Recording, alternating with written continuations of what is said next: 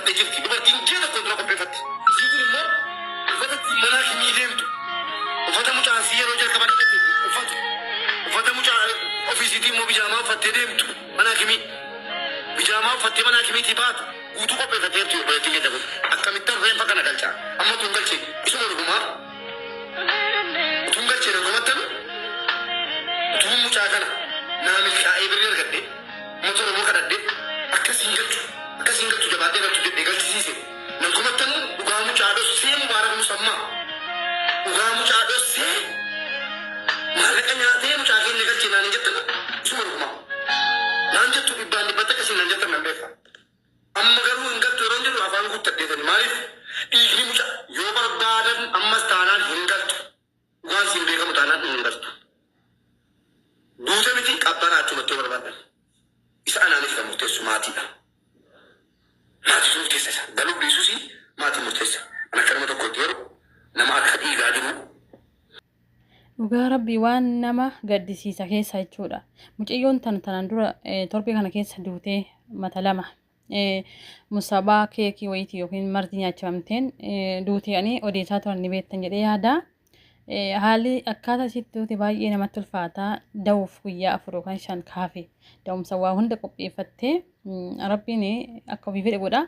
Hiriyaata akka keekaa qopheessitee hundi keessan qofa qabdanii kanarraa ka'e lubbuun ishii darbee jedhamee ture. Gaafa lubbuun ishii darbu namtichi abbaan manaa ishee achi jira jedhan.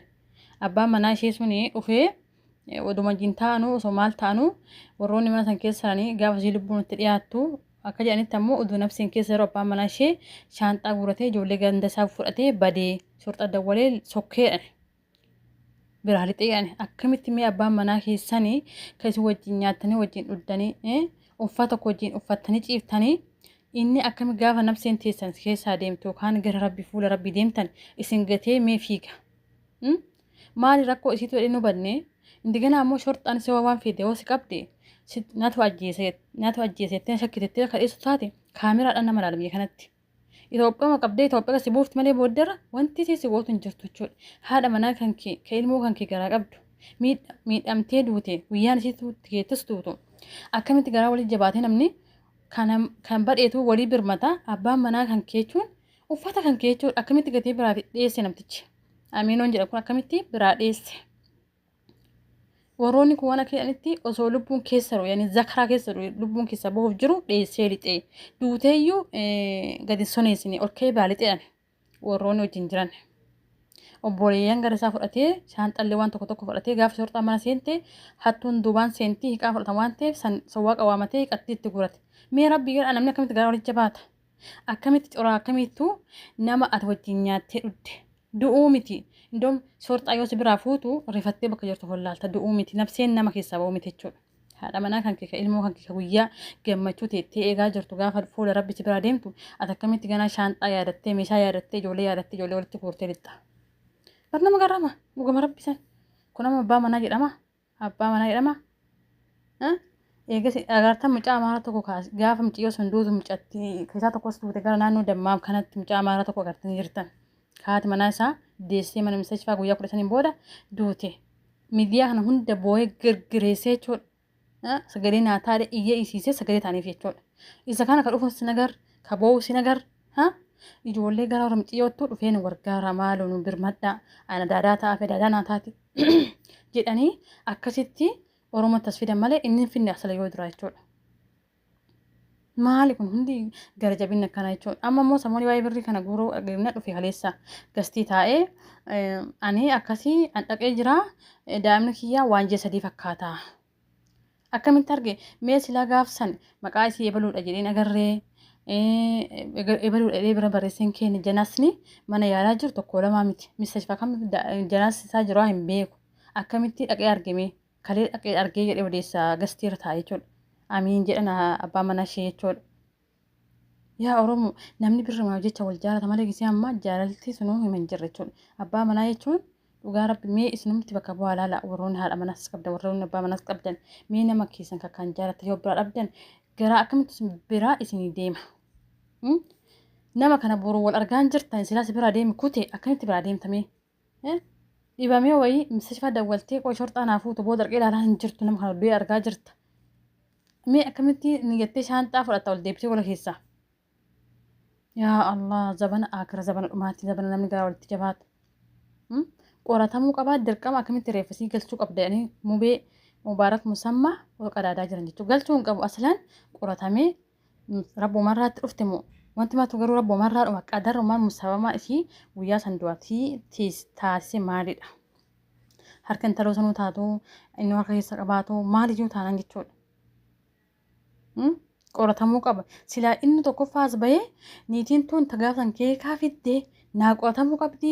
Haadha ilmootii yaa dhabee haadha manaa kiyyaa dhabee jedhee iyyee isiisee miidiyaa kan girgir godhuu qaba ture jechuudha. Oduu harka keessa qabachuu dhabaate dhugaa rabbisan. Namtichi takka dubbateen beeku guloo giddiin harkisanii gastiira fidan giddiidhaan harkisanii fidan. Ijoollee gara warra miccattiitti dhufee akkasii sagalee nuu taa'anii iyyan ijoolleen gara warra laggaa jechuudha. Namticha kana giddiin fottosee mubaarak fida. Silaa dhimma isaati inni tokkoffaa dhufuu qaba ture jechuudha.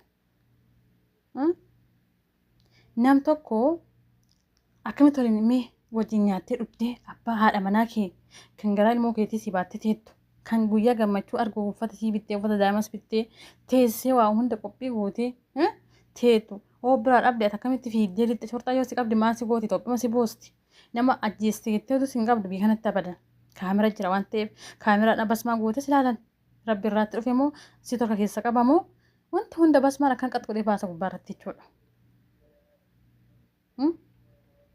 Indigana madaqee amistashfaa ilaalee akkamitti ilaaltamee janaasa kan kee kana micettii tana hin beektu. Shorxaan kuloo micettiin teessan tana itti sitti agarsiiftu. Namni du'e tokko lamaa miti. Guyyaan nama meeqatu du'a? Nama miidiyaa irraa si finne nama meeqatu du'a? Biyya kamirraa, Itoophiyaa irraa, Bangaal irraa, mee mana janaasaa keessa akkamitti beektee haadha manaa kan keetti kootu laalii jedhanii mee silaa gaafsan dhaqee ibaluuti jedhee maqaa galmeesseen kennine lakkoofsan kanaan naa dawwala waan sirra geette hin dawwalle. Janaasa galfachuu barbaadadhee waa hunda iyyannoo hin galfanne akkamitti dhaqeetiin haadha manaa kootii jedha. Akkamitti argimee akkamitti beekanitti man. Daa'imni ammoo ji'a sadii waan ji'a sadii fakkaata. Daa'ima deessee immoo silaasii manatti duutee deemtee manatti duutee biraa deemeedhaan manatti dhiisee hagachi deettee oppormishinii bu'anii daa'ima garaa keessaa fuudhamu daa'ima ji'a sadii ta'uu maalitti arginamti jettee sun. Bir nama garrama. Wallaahi namittiin sun namittiin keekaa fidde sun sirri qoratamuu qabdi. Hariiroo isaa fi isii jidduu jira malee akkanaan keekaa sunis hin qophoofne wanti godhame namtichaa fi namtittii san jidduu jira malee wanti biraan jira jechuudha gabaamatti. Tarii jaalala walirraa qabamanii innis tarii hariiroo biraa waliin jiraachuu mala malee wal dhabiisa guyyaa takkaa yookaan mana kiraa akkamitti anatti mudhabdee gadi baatan keekaa bittee qopheessitee martii nyaachiftu. Hanga waan fe'ee ta'e maaliin ijoollee? Cabbuudha. Hiriyyaan gaafa hiriyyaa takka gaafa wajjin haasoftan gaafa abbaa manaa keessanii hariiroo qabaatte gisema ofirraa eegaa. Abbaa manaa keessanii walii hariiroo waan haayee abbaa manaa keessanii yoo kafaarsu taate innis isin bira taa'ee waa'ee isii yoo kafaarsu taate dubbiin dhumatti. Achumatti ofirraa daddaftanii amalakkachuu qabdan jechuudha dhugaa mabbisan. Maaliif wal faarsan? Wanni wal faarsan hin jiru.